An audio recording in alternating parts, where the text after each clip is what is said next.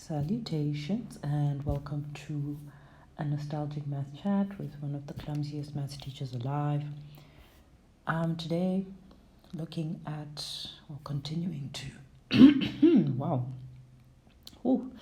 continuing to look at the department's paper 2, maths paper 2 of May 2023. And this question is focusing on some trig. So let's do it. So you are given that cos of 20 degrees is some number p, which you could easily find on your calculator. But then you are immediately told, without using a calculator, write each of the following in terms of p. So this is definitely not like one of your more complex trig questions. This is kind of like stock standard textbook style situation. But personally, me, myself, I did struggle with trig, or just understanding trig, really. So, yeah, most likely whenever I bump into a trig question, I'm going to make a video about it just because, I don't know, I'm making it for a past version of myself, most likely. But yeah, wow, the rambling has really begun. Let us really ramble about relevant things now, i.e. trigonometry. So, you were told, okay, cos of 20 is p. Okay, and then the first one, you asked to write cos of 200 degrees in terms of p. So, of course, with these questions, right, you're trying to figure out which reduction formula will make sense for the angle that you're dealing with. So that's what you're dealing with on the one hand. Or it might be a situation where you need to draw your little right angle triangle drawing on the Cartesian plane. But for this one, I can already see that, okay, 200 degrees is the same as 180 plus 20. If that isn't immediately obvious to you, of course, you can just like manually think about, okay, well, which quadrant does the angle 200 lie in? So we know that 0 is here. This is 90. This is 180. Why is it trying to make a curve? Why? Okay, so this is 90. This is 180. This is going to be 270, so we don't want to go that far. So 200 degrees would be somewhere in here, right? And so we can see that this angle is the same as 180 degrees, which just maybe different color, which got us here, and then plus 20 for it to become 200 degrees. So cos of 200, okay, which we can rewrite as cos of 180 degrees plus 20 degrees, and we know that the relationship between cos theta and cos 180 plus theta is cos 180 plus theta will be equal to negative cos theta. And again, we can use good old cost to arrive at that. So that will be the same as negative cos 20. So we have performed our reduction successfully. And we know that cos 20 is p, according to that guy over there. So this is just the same as negative p. Okay, so that's our first one. I'm just going to clean up real quick here. Play some elevator music. Okay, so that one can go over there. Right, so we've determined that that is negative p. Okay.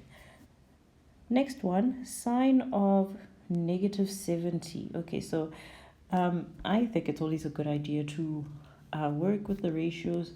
Try to get them to be, to get your angle to be a positive acute angle. I think once you get it to be a positive acute angle, i.e. you're now working in the first quadrant, or in terms of an angle in the first quadrant, I feel like that's a bit of a better base to work from.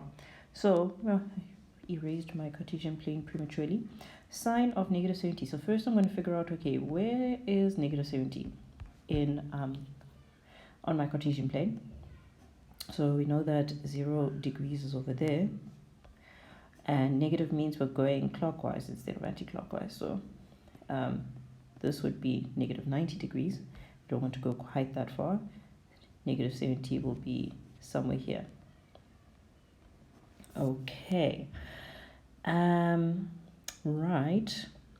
And so if I want to express sine of this angle in terms of an angle that is in the first quadrant, we'll use the relationship that says sine of negative theta is the same as negative sine theta. Okay, so why did I rub that out? Okay, so then we know that sine of negative 70 degrees is the same as negative sine 70. Okay, so now what we need to figure out is, well, how do I relate this ratio to that ratio over there? And we can see that, well, 70 plus 20 gives us 90. So these are complementary angles, and so we can use our co-ratio reduction to express this ratio in terms of 20 degrees, not in terms of 70 degrees. So our co-relationship, or the pertinent relationship, is to do with 90 degree minus theta, right? So we know that what's the easiest way? Yeah, okay, let's say sine of 90 minus theta is the same as cos of theta. So in our case, we can then rewrite. So I'm going to say, well, let's leave the negative for now. So sine of 90 degrees minus 20, right? Oops. Right, so this over here is the same as my 70, okay, is equal to, so that means my theta is 20, right? So sine of 70 degrees is the same as cos of 20 degrees, okay? So then that means that this negative sine 70 is the same as negative cos 20, right? Since these are the same. Okay, so if I just paste a minus in front of the one, it's just the same as pasting a minus in front of the other. And so now we're speaking in terms of cos 20, which means that this is the same as negative p as well. Okay, shrinkaroo.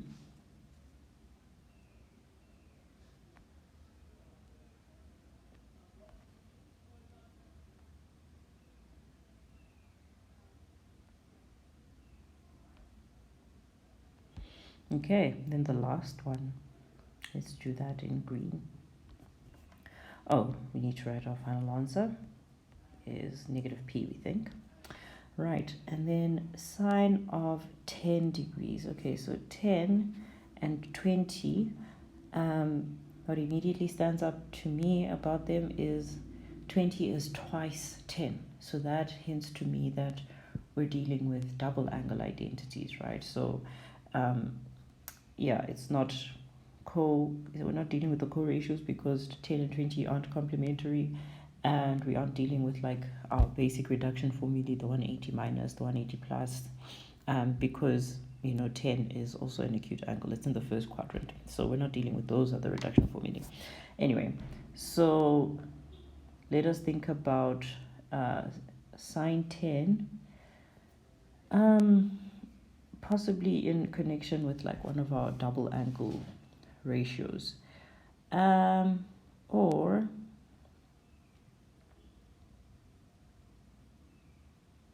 this is actually a very interesting one. Okay, so 20 is the double angle. So if I want to figure out what sine 10 is, that hints to me that I need to write cos 20 as a cos 2 times 10. So now we're working with 10 degrees, which is what we want. But then we want an expression for sine 10. So remember your double angle identities for cos. You could either say cos squared theta minus sine squared theta, or you could express it entirely in terms of cos or entirely in terms of sine. So because we want an output that has a sine 10 somewhere in the mix, that hints to me that we should use the version that includes the sine, that is in terms of sine only. So that would be 1 minus 2 sine squared theta, right, which is now our 10 degrees. Okay, Right, so now our sine 10 is hidden in here, okay? So I'm just going to rewrite this so that it's clearer what we need to do. So cos of 20 is equal to 1 minus 2 sine squared 10 theta. So we want to rearrange this equation so that we have sine 10 by itself is equal to something, something, something. Okay, so that's the goal. So what shall we do first? First, we shall minus this one on both sides. Okay, so that will be, and you can already rewrite this as p, honestly, like that makes a lot of sense to me. So I will do it. So before we minus, I'm just going to make it very clear what our, so p, as we were told, is equal to 1 minus 2 sine squared 10. Okay, so now we minus 1 on both sides. So then we have p minus 1 is equal to negative 2 sine squared 10 degrees. Okay, and I like to deal with my equations very slowly. So I'm going to divide by minus 1 on both sides to get rid of this guy. And dividing by minus 1 is going to cause a switcheroo, okay? Or if we want to really, really take it slow, we can see that that'll become negative p plus 1, which is the same as 1 minus p, so switcheroo. Right. Maybe I don't need to, yeah, okay, it's not really worth much without my verbal explanation accompanying it. So we have 1 minus p, and then here we have positive 2 sine squared 10 degrees. Okay, the next thing we need to get rid of, actually we could have just divided by negative 2, but anyway. Okay, so we divide by 2, so now we have 1 minus p over 2 is equal to sine squared 10 theta. Okay, and then we will take the square root. Okay, so square root of that, square root of that, and technically, sorry, okay, let's just try to move this. So technically, when you do this, when you square root both sides, you need to account for both the positive and the negative square root. But let's think about this carefully. Okay, so this leaves us with sine 10, first of all. Okay, but now we need to think about whether there are really actually two roots, a positive root and a negative root. And we can see that, firstly, 1 minus p, we know that p is cos of 20, which is just 0, something, something, something. It's something that you can verify on your calculator, right? 0, something, something, something. But very importantly, it's bigger than 0. Okay, it's a positive number.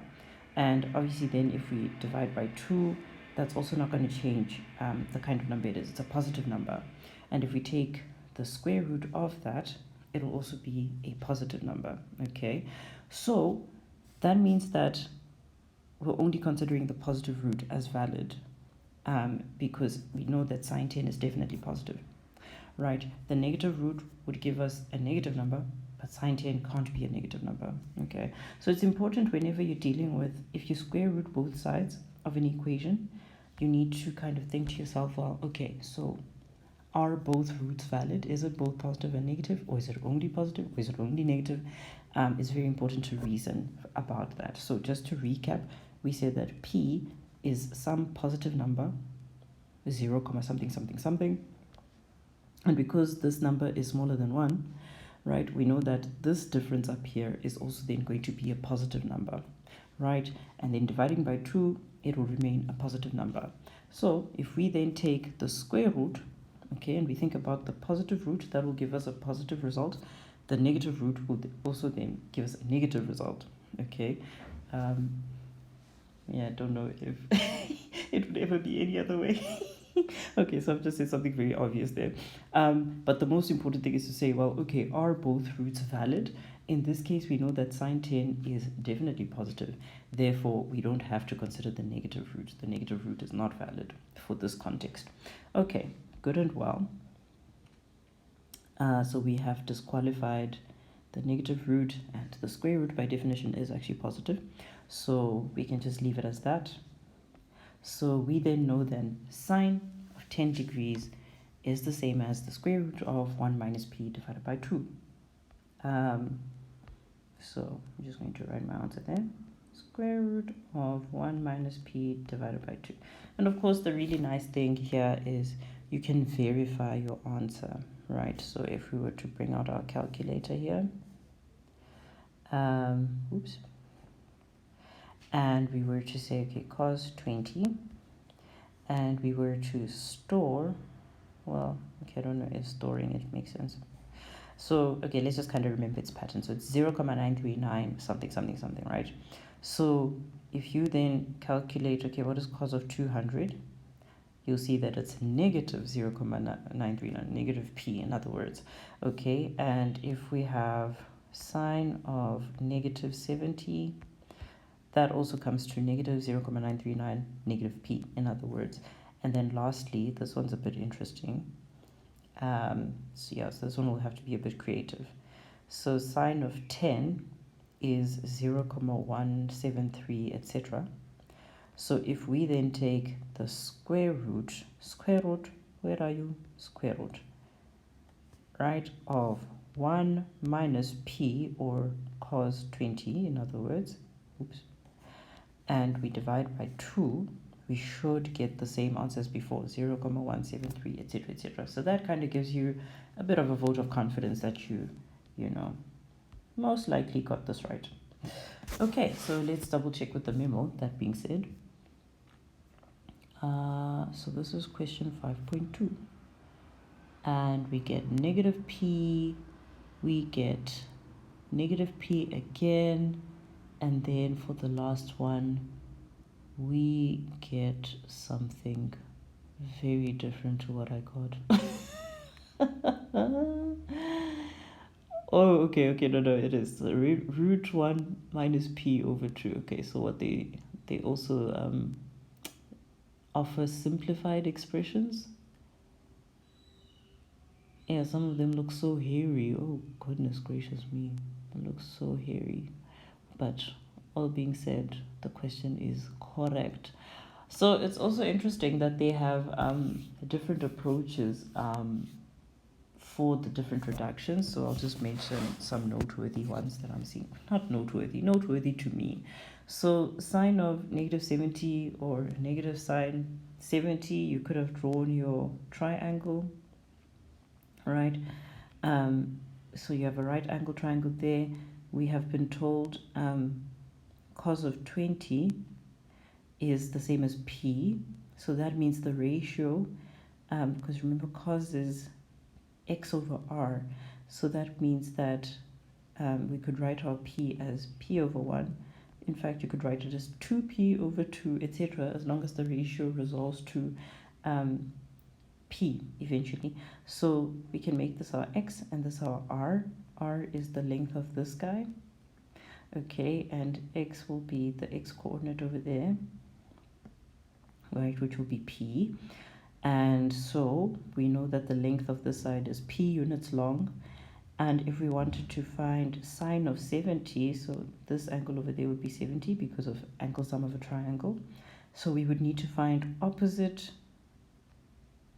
over hypotenuse, right?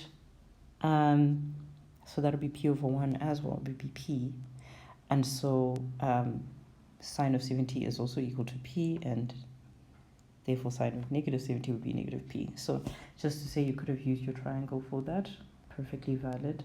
And then for the sine 10, it didn't have to be that you use your double angle identity. And another approach could be to look at sine of 30 minus 20, because 30 is a special angle and we are meant to know the trig ratios for 30 off by heart. So you could have used that. They also have sine of 70 minus 60 because you've worked out what sine 70 is in the previous question. Or you could look at sine 10 as being equal to cos 80, so looking at your co-ratios, and then break 80 down into 60 plus 20. 60 is a special angle, and then express it that way. So yeah, many ways to skin a cat.